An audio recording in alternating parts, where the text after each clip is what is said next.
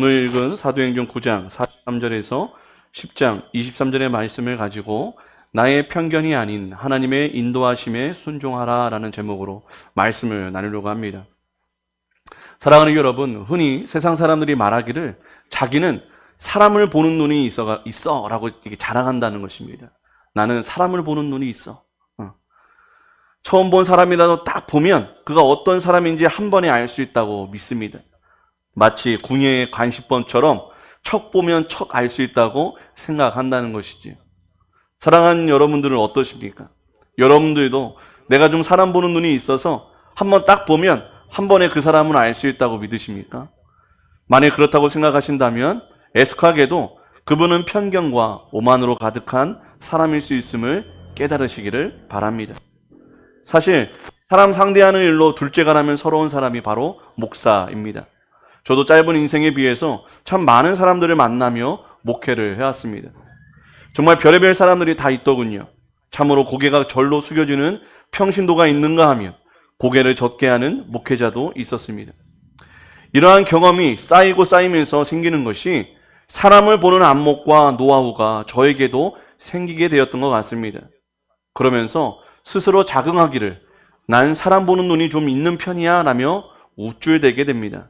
그러나 점점 이런 자긍하는 안목이 우쭐함과 편견이 되어 더 깊이 더 넓게 사람을 들여다볼 줄 모르는 맹인이 되어갔던 것 같습니다. 오랜 경험과 노하우가 참으로 사람을 볼 줄 아는 안목이 되는 동시에 편견과 오만으로 부패할 수 있다는 것을 경험케 된 것 같습니다.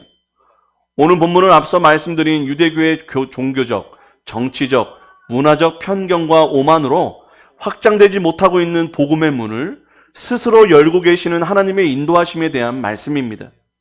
왜냐하면 하나님의 유일한 관심사는 온 유대와 사마리아와 땅끝까지 복음이 전파되어 온 민족과 열방이 하나님의 나라 되기를 바라시기 때문입니다.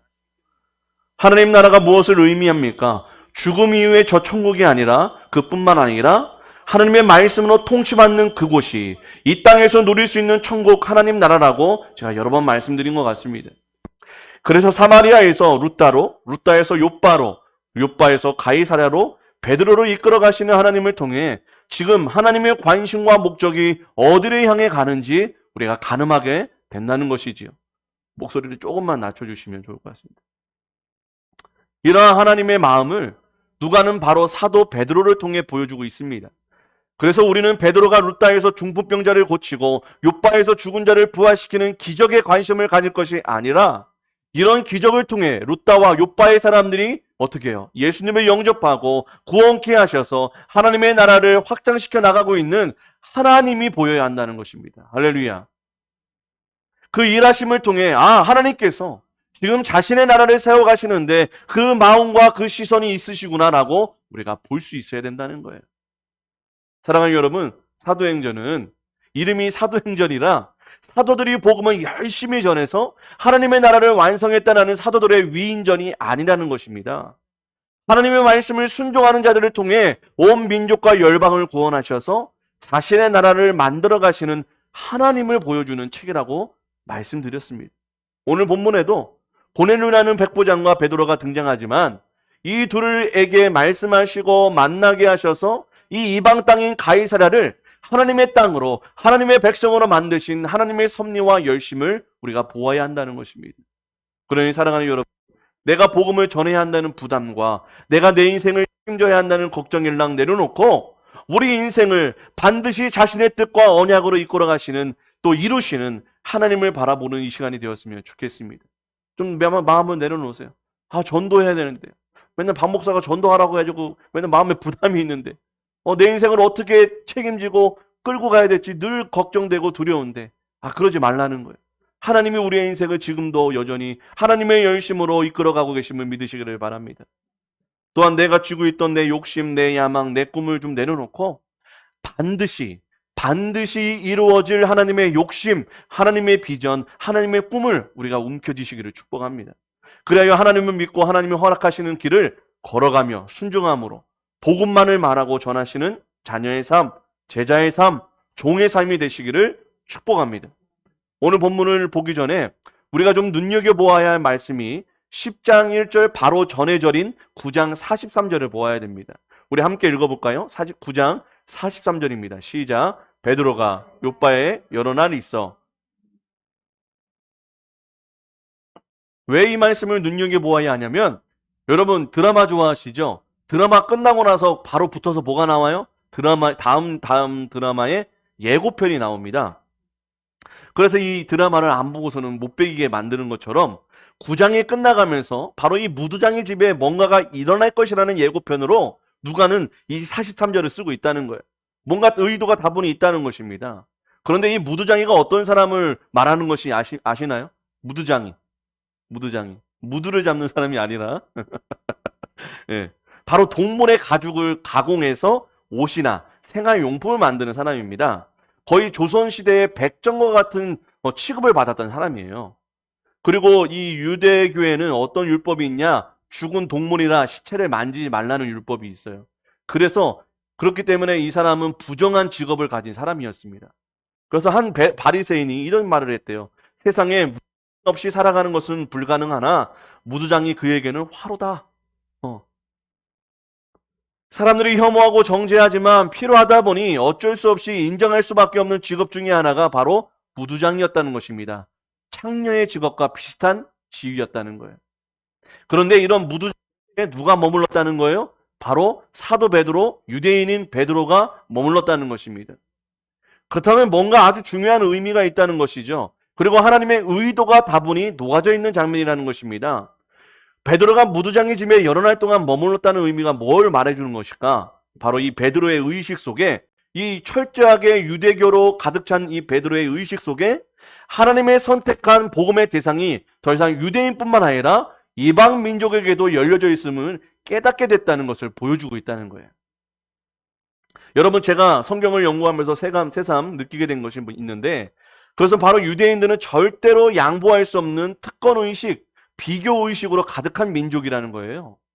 그런데 이들이 이렇게 변질된 이유가 뭐냐면, 유대인들은 하나님이 주신 율법을 따르는 것이 아니라 율법을 자기 입맛대로 비틀어서 만들어낸 유대교를 신봉하고 따르면서 마치 하나님 유대인들이라는 것입니다. 그래서 회칠한 무덤 같은 바리새인과 종교 지도자들을 예수님께서 그토록 미워하셨던 거예요. 천국문 앞에서 구원받지 못하도록 막아서는 존재들이 바로 이들이었기 때문입니다. 그런데 하나님께서 율법을 주신 의도는 아주 달랐어요. 우리 창세기 12장 1절에서 3절을 함께 읽겠습니다. 함께 읽습니다. 시작. 여호와께서 아브라함에게 이르시되 너는 너의 고향 친척과 아비의 집을 떠나 내가 너로 큰 민족을 이루고 내게 복을 주어 내 이름을 창대하게 하리니 너는 복이 될지라. 너를 축복하는 자에게는 내가 복을 내리고 너를 저주하는 자에게는 내가 저주하리니 땅의 모든 족속이 너로 말미암아 복을 얻을 것이니라. 너의 자손만, 너의 씨만 복을 얻을 것이라고 말씀하신 게 아니라 땅의 모든 족속이 아브라함, 유대인들을 통해, 이스라엘을 통해 복을 얻을 것이라고 분명히 약속하셨다는 거예요. 그런데 유대교는 이런 사실을 싹 빼버립니다. 아브라함의 자녀들인 유대인들만 하나님의 축복을 누릴 수 있다고 믿었고 가르쳤다는 거예요. 그래서 하나님의 복을 누릴 수 없는 이방인들은 지옥의 불쏘시개이고 길거리에 개 같은 존재라고 종교적으로, 정치적으로, 문화적으로 세뇌를 당하고 믿어왔던 것입니다. 여러분, 이방인이 바로 우리예요, 우리. 예. 우리를 이 유대인들은 지옥의 불쏘시개이고 이 세상의 개와 같은 존재라고 믿었다는 것입니다. 하나님은 오로지 이스라엘 유대인들만 사랑해서 그들에게만 복을 누리고 구원을 베푸시려 한 게 아니라는 것이죠. 하나님이 선택한 샘플을 통해서 모든 민족이 하나님을 믿도록 통로요, 가교의 역할을 하기 위해서 이 이스라엘을 선택한 것뿐이라는 것입니다. 그런데 그 사실을 잊은 채 특권의식과 우월의식에 빠져서 모든 민족을 하나님께로 인도하는 통로의 역할을 하지 못하고 오히려 이방 민족을 개로 여기며 복의 통로를 막아버렸던 것입니다. 아주 철저하게 하나님의 뜻과 의도하는 정반대의 길로 걸어갔던 것이지요. 모든 민족의 축복의 문인 그들이 문을 열지 않고 문을 닫아버린 것입니다. 그럼 마치 이스라엘의 유명한 사해 바다같이 말입니다. 이런 유대인이었던 베드로가 예수님을 영접하고 사도가 되면서 이방인이자 부정한 직업 중에도 부정한 무두장의 집에 머물렀다는 사실은 해의 토픽감이요, 특종 중에 특종이라 말할 수 있을 법한 일이었다는 것입니다. 유대교의 가식과 위선, 그리고 유대인들의 독성과 편견이 깨져버린 일이기 때문이라는 거예요. 여러분, 이런 일이 가능했던 이유가 어디에 있습니까? 바로 예수님이 명령하신 사도행전 1장 8절의 말씀이죠. 오직 성령이 너희에게 임하시면 너희가 권능을 받고 예루살렘과 온 유대와 사마리아와 땅끝까지 이르러 내 증인이 되리라. 온 유대까지만 말씀하시지 아니하고 사마리아와 땅끝까지 증인이 되라고 말씀하셨다는 거예요. 그리고 이러한 말씀과 함께 이방의 땅과 이방인들에게도 구원의 역사를 이루시는 성령님의 인도하심을 보면서 사도 베드로가 의식이 깨져버린 것입니다. 아, 그렇구나. 유대인들만 구원하시는 하나님이 아니라 온 민족과 열방의 하나님이시구나라는 것을 깨달았다는 거예요. 이제 복음이 온 유대와 사마리아를 넘어 땅끝까지 전해지는 서막이 시작됨을 보여주는 장면입니다. 그러나 여전히 베드로는 유대인이었어요. 사실 뼛속까지 유대교였던 자였습니다. 그럼에도 불구하고 하나님은 잘못된 유대교에 오염된 베드로를 통해 이방인의 땅인 가이사랴에 복음을 전하게 됩니다.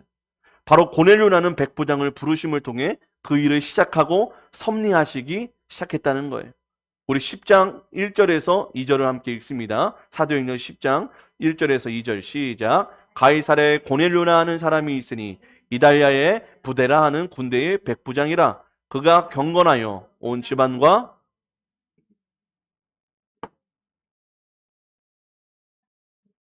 여러분, 여기 고넬료라는 사람을 성경은 어떻게 소개하고 있습니까? 네, 가이사랴에 사는 이탈리아예요. 이달리아가 이탈리아예요.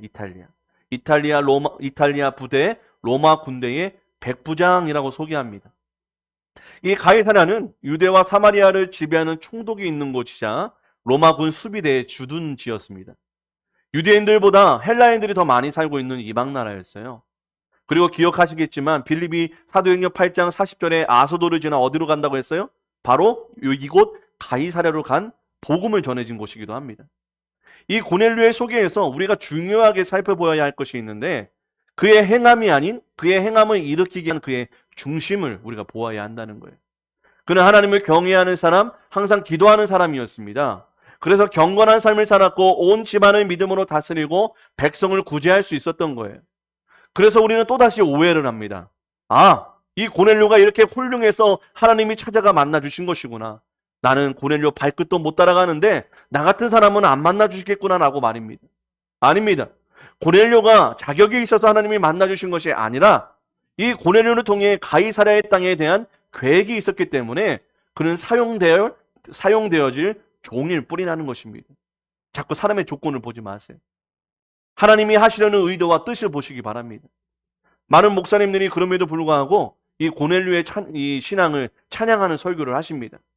이 고넬료에서 우리 성도들이 뭐를 좀 배워야 한다는 거예요. 아닙니다. 성경은 사람의 신앙과 됨됨이를 배우라고 있는 게 아니라 사람을 통해 섭리하시는 하나님을 알라고, 그 하나님을 보라고, 그 하나님을 신뢰하고 순종하라고 있는 책이 바로 성경이라는 것입니다. 고넬료가 인간적으로는 참 괜찮은 사람입니다. 박 목사처럼. 네, 아무도 인정하지 않으시네요. 네, 웃으라고 한 얘기예요. 웃어주세요. 네. 그보다 더 중요한 것은 그가 이방인이라는 거예요. 이방인. 유대인이 아니라는 거예요. 이 이방인조차도 사랑하시고 부르시고 관심을 가지고 있고 그 영혼을 사랑하시는 하나님의 은혜, 하나님의 사랑, 하나님의 긍휼을 우리가 볼 줄 알아야 된다는 거예요. 소외되고 아무것도 아닌 존재인라고 생각했는데 그런 존재마저도 하나님이 사랑하고 계시다는 거. 여러분, 그런 사랑을 받아서 우리가 구원받은 거잖아요. 아멘. 그런데 이 사실이 유대인들에게는 너무나 충격적인 소식일 수밖에 없다는 거예요. 아니, 이방인을 하나님이 사랑하신다고? 이방인을 하나님이 그 영혼을 구원하기를 원하신다고? 다 아주 충격적인 사실이라는 거예요. 왜 그럴까? 지금까지 유대인들은 자신의 하나님은 오직 유대인들의 하나님이라고 그렇게 믿어왔기 때문이라는 거예요. 이제 그 믿음을 하나님께서 스스로 깨버리시는 것입니다. 유대인들에게는 이 일이 얼마나 충격적이겠어요. 나를 때리고 왕따 시킨 원수 같은 애를 내 부모님이 양자 삼는다고 생각한다면 얼마나 기절초풍한 일이겠습니까? 지금 이런 일이 고넬료를 통해서 일어나게 되고 이 유대인들은 착각해서 깨어나게 됩니다. 아, 우리만의 하나님이 아니었구나. 온 열방과 민족의 하나님이시구나라는 것을 깨닫게 된다는 것입니다. 복음은 사람을 가리지 않음을 보여주는 것입니다. 베드로도 결국 이 사실을 깨닫게 되고 인정하게 되죠. 10장 34절에서 35절인데요. 한번 성경을 보시겠어요? 사도행전 10장 34절에서 35절입니다. 예, 함께 읽습니다. 시작. 베드로가 입을 열어 말하되 내가 참으로 하나님은 사람의 외모를 보지 아니하시고 각 나라 중 하나님을 경외하며 의를 행하는 사람은 다 받으시는 줄 깨달았도다. 베드로도 그걸 인정해요. 예. 이제 환상 중에 만나 하나님의 사자의 명령에 따라 고넬료는 욥바의 사람들을 보내어 베드로를 모셔오게 됩니다. 하나님의 일하심에 이방인이 반응하고 순종했다는 거예요. 하나님의 자녀, 하나님의 선민이라는 유대인들은 하나님의 아들을 죽이고 그 아들을 믿는 자들을 핍박하고 박해하면서 죽어도 순종하지 않는데 이 이방인은 즉시로 믿음으로 순종했다는 것입니다. 하나님께서는 이 유대인들의 믿음을 이렇게 이방인들을 통해 비웃고 계시다는 거예요. 성경은 꽤 오랫동안 선민 이스라엘의 신앙을 이방인들의 신앙과 비교하며 꼬집어 왔습니다. 여호수아서에 보면 하나님의 것을 도둑질한 유다족 속의 아간과 구원받은 이방인이자 창녀인 라합을 비교 대조합니다. 느부갓네살의 왕의 여호와를 찬양하는 찬양, 여호와를 향한 찬양, 누가복음에 나오는 로마 군대 백부장의 신앙을 칭찬하는 예수님, 이렇듯 성경은 유대인들에게 이방인들의 신앙을 통해 참 신앙과 믿음이 무엇인지를 보여주고 있다는 거예요. 네. 역설적으로 보여주고 있다는 것입니다. 이방인들이 아닌 유대인 너희들이야말로 오만과 편견에서 나와서 겸손과 은혜로 너희가 받아야 할 구원을 받으라는 것입니다. 그러나 아무리 창세기서부터 예수님까지 말씀하셔도 깨닫지를 못하고 여전히 선민의식에 빠져서 인종의 차등을 매기고 고개가 뻣뻣한 유대인들이었습니다. 여러분, 그 결과가 뭡니까? 지금까지도 이스라엘은 자신들만의 메시아를 기다리고 있습니다. 그 유대교에서 빠져나오지 못하고 구원받지 못하고 있다는 거예요. 하나님의 뜻과는 정반대의 길을 걷고 있는 인생의 어리석음과 완악함의 무서움을 보여주고 있는 것입니다. 우리도 교회 다니지만 예수 믿는다 하지만 머리 대신 예수님의 뜻과 정반대의 길을 걷지는 않은지 우리 스스로가 돌아보았으면 좋겠습니다.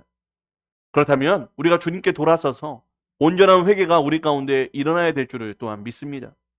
그런데 완벽할 정도로 믿음 좋고 경건한 고넬료에게 왜 하나님은 베드로를 만나라고 했을까? 여러분 궁금하지 않으세요?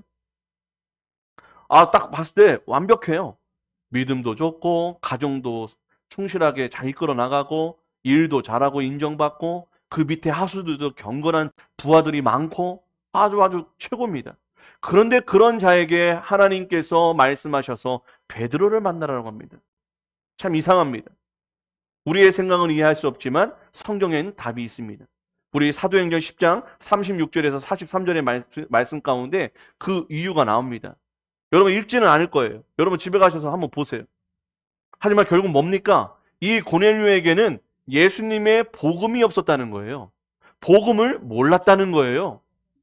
복음이 없다는 것은 아무리 고넬료가 경건하고 구제를 하고 하나님을 경외하고 했을지라도 아무리 하나님을 잘 믿어도 예수님을 구주로 영접지 아니하면 구원받지 못한다는 것입니다. 천국에 들어갈 수 없다는 거예요. 여러분 정확하게 하시길 바랍니다. 하나님 믿어서 구원받는 게 아니라 하나님이 보내신 예수님을 믿어야만 구원받는 것입니다. 그 예수님을 몰랐기 때문에 고넬료에게 베드로를 만나라고 말씀해 주신 거예요. 얼마나 하나님을 상냥하세요. 얼마나 친절하세요. 얼마나 이 고넬료를 사랑했으면 이 고넬료에게 베드로를 만나라고 가르쳐 주셨을까요? 여러분 아무리 경건하고 거창하게 하나님 믿고 유대교를 열심히 믿어도 지옥 간다는 것입니다. 왜요? 예수 믿고 구원받는 것이 하나님의 뜻인데 그 뜻을 거절하는 종교가 유대교 또 세상의 모든 종교이기 때문입니다. 그래서 현재 이스라엘도 선교 지역입니다. 이제 고넬료에게 나타난 하나님의 영의 성령께서 베드로에게도 나타나십니다. 나타나셔서 환상을 보여주시며 메시지를 전해주십니다. 본문 10절에서 13절입니다. 함께 있습니다. 시작. 그가 시장하여 먹고자 하매 사람들이 준비할 때에 황홀한 중에 하늘이 열리며 한 그릇이 내려오는 것을 보니 큰 보자기 같고 내 귀를 메어 땅에 들이웠더라. 그 안에는 땅에 있는 각종 네발 가진 짐승과 기는 것과 공중에 나는 것들이 있더라. 또 소리가 있으되 베드로야 일어나 잡아먹으라 하거늘. 무드장이의 집에 머물 정도로 이방인과 반율법주의에 열려있는 사도 베드로였어요. 이제 오픈 마인드였어요. 그럼에도 불구하고 여전히 그는 유대교의 율법에 따라 하루 3번 기도를 하기 시작합니다. 그래서 제6시, 난 12시인데요. 그렇게 그 시간에 기도를 하러 무두장의 집의 지붕에 올라갑니다. 거기서 성령님의 음성과 환상을 보는 체험을 하지요. 그런데 이 환상을 본 베드로는 심각한 혼란에 빠지게 됩니다. 왜냐하면 하나님께서 부정하다고 정하신 음식을 하나님께서 먹으라고 말씀하시기 때문입니다. 부부는 정한 음식과 부정한 음식을 먹느냐 먹지 않느냐의 차이인 만큼 대단히 중요한 율법이었습니다. 우리 여러분 기독교인들 묻습니다. 제사 음식 먹어야 됩니까? 먹지 말아야 됩니까? 먹어도 돼요. 먹으세요. 다만 절을 하고 귀신을 숭배하지 말라는 것입니다. 그 음식은 아무 상관이 없습니다. 사실. 맛있게 먹고 하나님께 감사드리면 됩니다. 목사님이 어떤 목사님이 이런 말씀을 하시더라고요. 어떤 한 여성 집사님이 집안을 구원하기 위해서 제사 음식도 막 차려주고 제사는 드리지 않지만 제사 음식을 차리는 것이 맞냐 안 맞냐 그런 말씀을 하시더라고요. 근데 생각을 해보니 복음을 위해서라면 영혼 구원을 위해서라면 제사 음식을 만드는 것이 맞다라는 생각이 들었습니다. 사랑하는 여러분, 우리는 자유합니다. 우리가 귀신을 숭배하고 귀신을 믿지만 않는다면 제사 음식을 준비하는 것도 제사 음식을 먹는 것도 자유합니다. 근데 베드로는 이것이 굉장한 충격이었고 도저히 순종할 수 없는 일이었다는 것이죠. 그런데 이 부정한 음식인 4발 가진 짐승과 기는 것과 공중에 나는 것들을 먹으라고 하니까 베드로가 먹을 수 없다고 첫 번째 거절합니다. 그럼에도 불구하고 하나님이 두 번째로 권하시면서 뭐라 하시냐면 13절과 14절에 베드로가 이르되 주여 그럴 수 없나이다. 속되고 깨끗하지 아니한 것을 내가 결코 먹지 아니하였나이다. 한데 또 두 번째 소리가 있으되 하나님께서 깨끗하게 하신 것을 내가 속되다 하지 말라 하더라 라고 말씀하십니다. 아니야, 네가 더럽다고 생각할 게 아니라 내가 깨끗하게 이미 했으니 그걸 먹어도 된다고 말씀하십니다.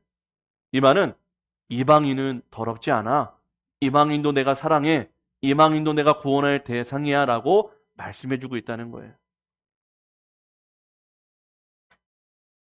그런데 이 베드로가 유대교적인 사고방식이 어찌나 강했던지 오늘 본문 이후에도 갈라디아서에 보면요. 베드로의 외식으로 바울의 책망하는 장면이 나옵니다. 갈라디아서 2장 12절에서 13절인데요. 함께 읽겠습니다. 시작. 게바가 안디옥에 이르렀을 때 책망받을 일이 있기로 야고보에게서 온 어떤 이들이 이르기 전에 게바가 이방인과 함께 먹다가 그들이 오매 그가 할례자들을 두려워하여 떠나 물러가매 남은 유대인들도 그와 같이 외식함으로 바나바도 그들의 외식에 유혹되었느니라. 게바가 누구예요? 베드로입니다. 베드로가 안디옥에서 이방인들과 식사하는데 유대인들한테 걸릴까봐 도망갔다는 거예요. 예, 시간이 흘렀어요. 오늘 본문에서부터 시간이 흘렀음에도 불구하고 그런 하나님의 직접 계시를 받았음에도 불구하고 여전히 유대교의 피가 흐르고 있었다는 것입니다. 오늘 본문에도 이후에도 이렇게 어려워했던 이 베드로였음에도 불구하고 하나님께서 계시를 보여주고 환상을 보여주고 명령하신 그 음성에 순종하게 됩니다. 근데 그 순종이 중요하다는 것이죠. 여러분, 우리가 어떤 삶을 하나님께서 어떤 말씀을 주시고 하나님께서 어떤 뜻을 우리에게 베풀어 깨닫게 하시고 계속적으로 무엇인가 우리를 푸시하실 때 우리의 이성과 우리의 어떤 계산과 우리의 판단이 앞서서면 안 됩니다. 계속해서 하나님께서 말씀하시고 무엇인가 나에게 음성 들려주신다면 그것을 먼저 선택할 수 있는 순종의 모습이 필요하다는 거예요. 왜냐하면 그 일은 반드시 이루어지기 때문입니다. 이루어진 일에 내가 순종하지 않으면 어떻게 됩니까? 다른 사람을 하나님께서 그 영광의 자리에 놓는다는 거예요. 여러분 반드시 이루어질 그 영광의 자리에 남이 아닌 내가 들어가야 되는 것이 축복이 아닐까요? 우리의 계산과 우리의 이성과 우리의 생각이 아닌 하나님의 말씀에 순종할 수 있는 크고 넉넉한 믿음이 우리 안에 있었으면 좋겠습니다. 하나님은 갑작스러운 명령에도 순종했던 베드로와 이방인 고넬료를 만나게 하시고 이들의 만남을 통해 가리사의 땅에 구원을 받게 하셨습니다. 하나님의 일하심이, 하나님의 열심이, 하나님의 섭리예요. 베드로가 이 고넬료를 만날 생각 추워도 없었습니다. 고넬료도 베드로를 만날 생각이 추워도 없었습니다. 하지만 모든 것을 계획하고 계셨던 하나님께서 이 고넬료와 베드로를 만나게 하셔서 이 가이사랴 지방을 구원하신다는 큰 계획이 이미 있으시기 때문에 그 하나님의 섭리가 이루어진 것입니다. 사랑하는 여러분, 이 섭리를 믿으시고 이 하나님의 예비하심 여호와 이레 하나님을 신뢰하시고 순종하시기를 바랍니다. 사랑하는 여러분, 다 이해되어지고 다 알아야만 순종하는 것이 믿음이 아닙니다. 몰라도 다 이해되지 않아도 너무 황당하고 두려워도 순종하는 것이 믿음입니다. 히브리서 11장 8절에 말하고 있는데요. 함께 있습니다. 믿음으로 아브라함은 부르심을 받았을 때에 순종하여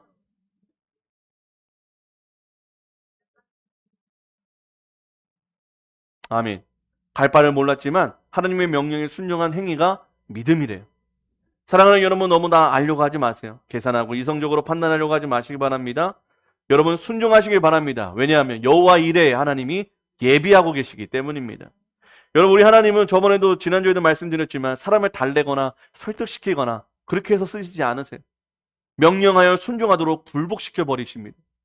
사랑하는 여러분, 이런 하나님임을 아신다면 우리가 먼저 고집과 평론과 오만을 빨리 꺾어버리시고 두렵고 불안하여도 나를 위해 자기 독생자도 아낌없이 허락하신 그 사랑의 아버지이신 하나님을 신뢰함으로 순종하시기를 바랍니다. 마태복음 7장 11절에 보면 너희가 악한 자라도 좋은 것으로 자식에게 줄 줄 알거든 하물며 하늘에 계신 너희 아버지께서 구하는 자에게 좋은 것으로 주시지 않겠느냐라고 말씀하십니다. 우리에게 무엇인가 요구하시고 요청하시고 굴복하기를 원하신다는 것은 좋은 것 주시기 위한 준비하심, 좋은 것 주시기 위한 예비하심이라는 것을 믿으시기를 바랍니다. 그러니 여러분 거절하지 마시고 거부하지 마시고 순종하시는 저와 여러분이 되시면 좋겠습니다. 여러분, 우리는 이 고넬료와 베드로라는 두 인물을 보면서 이 두 인물의 눈과 마음을 빼앗기면 안 된다고 말씀드렸습니다. 오히려 이 둘을 만나게 하신 하나님의 열심과 섭리, 구원받을 자격이 없는 이방인에게도 조차도 찾아가셔서 베드로에게 복음을 듣고 구원받기를 바라셨던 긍휼의 하나님이 저와 여러분의 하나님임을 보여줘야 합니다. 이 긍휼로 이방인이었던 나도 구원받았음에 감격하고 감사해야 합니다. 그리고 하나님의 마음에 가득한 영혼 구원을 향한 열심과 열정, 그리고 사랑이 오늘까지 이어져 내가 이 자리에 있게 됐음을 또한 찬양해야 될 줄을 믿습니다. 사랑하는 여러분, 내가 구원받고 예수님 믿고 성도가 된 것, 천국 백성이 된 것, 내가 예수님을 선택하고 믿은 것이 아니라 이 모든 것이 하나님의 섭리요, 하나님의 인도하심이요, 하나님의 열심이셨음을 믿으시기를 바랍니다. 여러분, 우리가 얼마나 대단한 존재인지 아셔야 돼요. 네. 세상에서는 나를 무시하고 나를 알아주지 않는다 할지라도 그게 중요한 게 아니라 하나님은 태고적부터 우리가 태어나기 전부터 우리를 아시고 우리를 구원하시기 위해 예수 그리스도를 보내주시고 믿게 하시고 이 자리에 예배하게 하시는 하나님의 놀라운 은혜가 있어 왔음을 믿으시기를 바랍니다. 이제 말씀을 좀 정리하려고 합니다. 사랑하는 여러분, 오히려 이 고넬료처럼 예수 믿는다 하는 내가 아닌, 믿는다 하는 내가 아닌 세상 사람들로 인해 하나님의 영광이 드러나고 있는 것은 아닐까 두려워하시기를 바랍니다. 아니면 베드로와 같이 나의 그 무엇 때문에 복음의 문이 나로 인해 닫혀져 있는 것은 아닐까 걱정하시기를 바랍니다. 나의 평론과 불신이 세상 사람들과 다르지 않다면 과연 우리가 성도요 자녀라 할 수 있는지, 내가 구원받은 사람인지 가늠을 해보셨으면 좋겠습니다. 그리고 복음과 구원의 통로의 역할을 담당하라고 구원받았지만 오히려 복음의 문을 닫아버리고 죽은 바다 같은 사회의 인생을 살고 있는 자가 나는 아닌지 돌아보시기를 바랍니다. 물론 영원 구원과 하나님의 나라의 완성은 우리의 열심이 아닙니다. 하나님의 열심입니다. 하나님의 섭리이며 이루실 것입니다. 그러나 오늘 베드로와 고넬료가 순종하며 만남으로 이 가이사랴의 복음이 전해질 수 있었던 것처럼 성령님은 반드시 순종하는 사람을 사용하셔서 자신의 뜻을 이루신다는 것입니다. 사실 베드로와 고넬료가 아니어도 순종하는 그 누군가가 가이사랴에 가서 복음을 전했다면 동일한 결과가 나타났을 것입니다. 어떤 사람이 가든 순종하면 역사는 하나님이 이루시기 때문입니다. 다만 그 역사의 현장 속에 내가 있느냐 있지 않느냐의 문제인 것입니다. 이미 모든 준비는 되어 있습니다. 그 예비된 곳에 순종할 사람이 필요한 것이죠. 순종치 않으면 하나님의 나라가 멈추거나 끝나는 것이 아니라 다른 일을 통해 사용하시고 이루실 것입니다. 그러니 우리가 하나님의 나라의 일꾼 되는 영광을 우리가 누려야 될 줄을 믿습니다. 그것이 내가 구원받은 증거이기 때문입니다. 내가 하나님의 사람, 자녀라는 증거이기 때문입니다. 자녀에게 순종하는 것이고 순종하기에 자녀라는 것입니다. 사랑하는 여러분, 결국 이루시고 완성하시는 하나님의 명령과 부르심 앞에 거절하고 스스로 자녀가 아님을 증거하는 어리석은 존재가 되지 마시고 내 뜻을 꺾어버리고 섭리하시고 예비하시고 이루어 가시는 하나님의 영광을 함께 누리시는 저와 여러분 되시기를 축복합니다. 결국 이 모든 고넬료와 이 베드로의 만남이라는 시나리오는 하나님이 쓰셨고 하나님이 이루어 주셨습니다. 계획하시고 순종케 하시고 만나게 하셔서 이 가이사랴에 구원하시겠다는 뜻을 이루셨다는 거예요. 이 일은 지금도 여전히 계속 일어나고 있습니다. 저와 여러분들의 만남을 통해 그리고 순종을 통해 하나님께서 이 대전 일대, 이 계종동과 갈마동 일대를 구원하시기를 예비하고 계시다는 것입니다. 우리가 이 순종이라는 바다에 발을 담가야만 바다는 갈라지는 역사가 일어나게 될 것입니다. 항상 선순종 후 역사의 법칙을 그것을 통해 일해 오셨음을 믿고 믿음으로 먼저 순종하시기를 바랍니다. 증거를 보여달라고 하지 마시고 먼저 순종함으로 내가 하나님의 자녀됨을 증거하시기를 주님의 이름으로 축복합니다. 그 순종 속에 함께 하시는 하나님을 한 주간 경험하고 누리셔서 복음의 통로, 구원의 통로의 역할을 잘 감당하시다가 돌아오시는 저와 여러분 되셨으면 좋겠습니다. 사랑하는 여러분, 순종이라는 발걸음을 옮기게 될 때 우리의 삶에 복음의 기적과 역사가 일어나게 될 줄을 믿습니다. 사랑하는 여러분, just do it. 그냥 행하십시오. 따지지 마시고 걱정하지 마시고 하나님의 말씀에 순종할 때에 우리의 놀라운 홍해가 갈라지는 역사가 일어나게 될 줄을 믿습니다. 우리 함께 기도하겠습니다. 주님, 이 모든 행사가 하나님의 손에 계획되고 이루어져 가고 있음을 보게 하옵시고 믿어지게 하여 주시옵소서. 그리하여 우리도 내 일이 아닌 하나님 나라의 일에 인생을 드리고 순종하여 우리 복음을 받으 아멘. 우리만 생각하고 결단하며 또한 신뢰하며 전능하신 나의 하나님께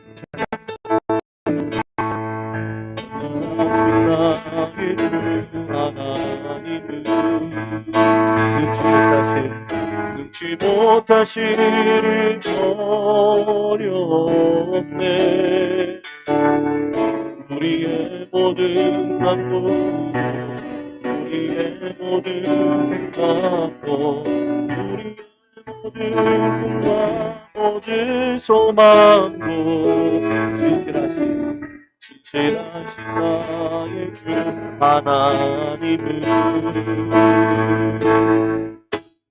모든 괴로움 맛볼 수 있네. 불가능한 일 하시고 불가능한 일을 계시니 그를 이길 자 아무도 없네. 주의 말씀을 위하여 깊은 곳에 들을 던져 오늘 그가 놀라운 일을 이루시는 것 보라. 주의 말씀을 위하여 믿음으로 그를 던져 믿는 자에게 못함 없는 주의 말씀을 위하여 주의 말씀을 위하여 깊은 곳에 눈을 얹어 오늘 그가 놀라운 일을 지는 것 보라. 주의 말씀을 위하여 믿음으로 믿어 믿는 자에게 믿지 못하 믿는 자에게 넘지 못하니 믿는 자에게 믿지 못하 믿는 자에게 믿는 자에게 믿지 못함 없네. 아멘. 사랑하는 여러분, 이 시간 함께 기도하길 원합니다. 이 모든 생사 화복과 모든 역사의 흐름의 주인 되시니까 하나님임을 확신케 되는 믿음을 달라고 기도했으면 좋겠습니다. 그래서 이 세상이 아무리 어지럽고 무섭고 두려울지라도 여전히 이 세상을 이끌어가시고 다스리시는 하나님이 내가 믿는 하나님임을 믿을 때 우리 마음에 있는 두려움과 염려가 떠나게 될 줄을 믿습니다. 내가 믿는 하나님으로 다시 일어서게 되는 부활의 신앙이 다시 우리에게 일어나게 될 줄을 믿습니다. 그것을 가지고 기도했으면 좋겠어요. 더 나아가 이 믿음을 보여잡고 복음을 전하는 순종으로 내가 걸어가는 곳곳마다 영원 구원의 열매가 맺어지는 인생 되게 해달라고, 제2의 고넬료, 제2의 베드로가 되는 인생이 되게 해달라고 이 시간 주의 한번 외치시기 위해 우리 뜨겁게 기도하며 나아갑니다.